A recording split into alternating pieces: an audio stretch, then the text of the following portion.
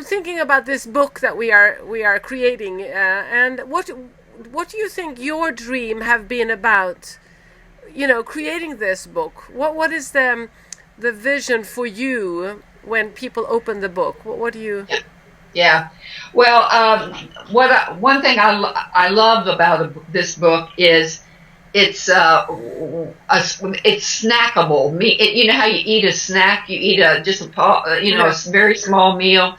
You can read this book, one chapter, pick it up, read one chapter, and get a lot of information. Yeah. Some people will read it from start to finish, and we're hoping they do. Mm-hmm. But I think this is the kind of book that you'll go, what is wrong? What's going on with my relationship, and how can I fix it? And I think if you read enough, you just have to pick it up and read one or two of these chapters, because every chapter is a different subject. Yeah, yeah. The chapters stand alone.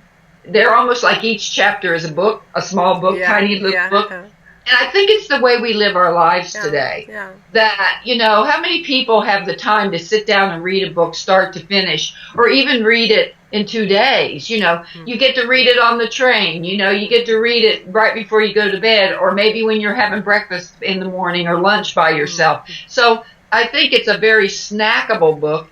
Number two, I think it's really practical. I mean, when you figure we took 50 years of our clinical experience and put this in the book, and this was the challenge, and Kathleen came in with research, and we have these wonderful illustrations by Anders that show, oh my goodness, that's exactly what goes on at our house. Yeah. I think it's going to be very practical. Yeah. And the third thing is, I think it's going to be very user-friendly. Yeah. Yeah. It's easy to use, it's easy to understand, and I think you'd be hard-pressed not to learn something by reading this book. And I think you're going to see yourself in the book. If you've ever been in a relationship, you won't have to read very far to say, uh-oh, I've said those words, or my partner has said those words to me. Yeah, exactly. And that comes really from like you said, the 50 years of experience that we have,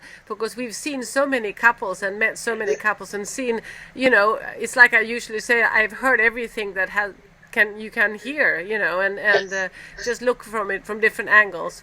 One thing that really touched me when I did my part of writing is that I think that from each chapter we have a part where it says this is why we do these stupid things, like why we have this problem. And I think that's a very important thing when it comes to putting a heart around us, because when we do understand the meaning behind, the problem we have, then it's so much easier to look at this with compassion and with ourselves with compassion. Yes. What do you think about that? Well, I think you've just hit on something extremely important. And what it is called is a paradigm shift. Yeah. When what I love about the structure of the book is it starts out with what it's like living with someone who, say, criticizes you, if the chapter's on criticism. So that whole narrative is, here's what it's like living with you when you criticize me all the time. But then that second part, which is, well, why do people criticize? What is the purpose? If I'm the one that is feeling criticized, when I read what it might be like for you, that has the chance of shifting my perception. Exactly. And it really helps me cross the bridge into your reality and then put a heart around your behavior, because now I go, oh, it's like I see you do this all the time. Oh, oh, that's why. And all of a sudden, I'm not just living in my world, I'm living in your world. Exactly. And I have crossed that bridge to your reality. And I think this book looks really simple, but you and I know we couldn't have done it without all the experience we had. It's hard to make something easy. It is. It's very hard to make something easy. It's very hard. I can see this on the online trainings that I do. It's so hard to put something very simple, because you want to give it all, and it's not a good thing to give it all, because you have to just pick out the most important things. Exactly. Yeah.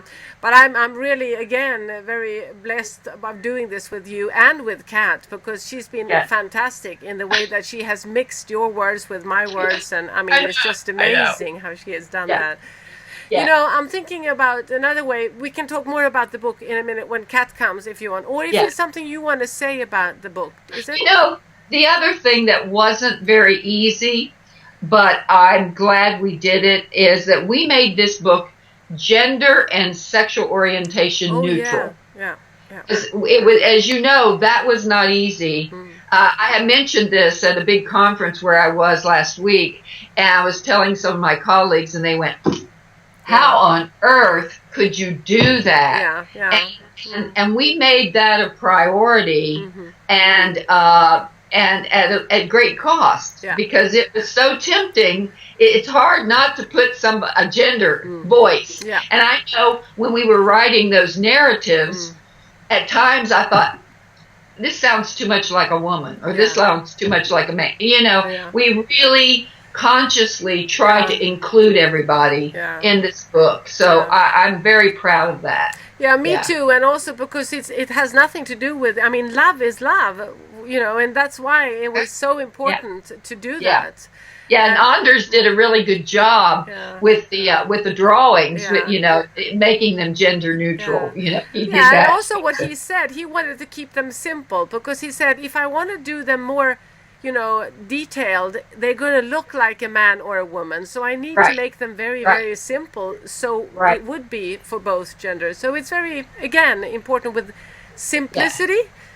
Yes. You could say that, although that there's a lot of knowledge behind it. You know, there was something else I was thinking about when it came to the book.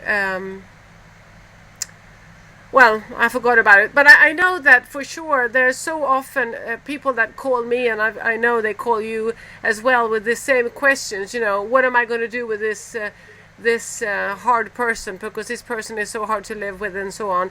And I think that what we also catch in the book is the responsibility of taking charge of your own life instead of waiting for somebody else to change. And I think that's also something, because we do project all the time, and of course we can live in a relationship where the partner is really hard to live with, but still we can make a choice in that. So do you want to say something about that?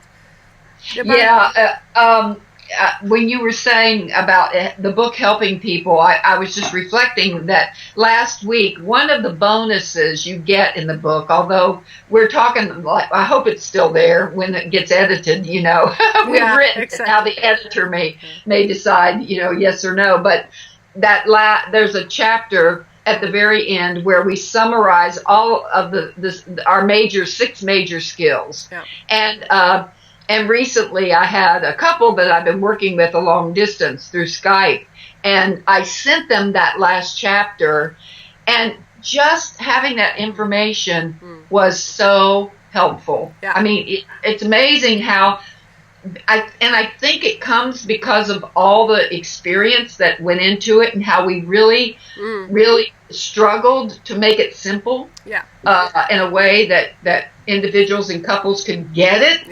And just by reading it, but it goes back to the practicality of it and the simplicity of it, but also how powerful it can be if it shifts that paradigm, the way you see yourself or see your partner. Is that part is so important.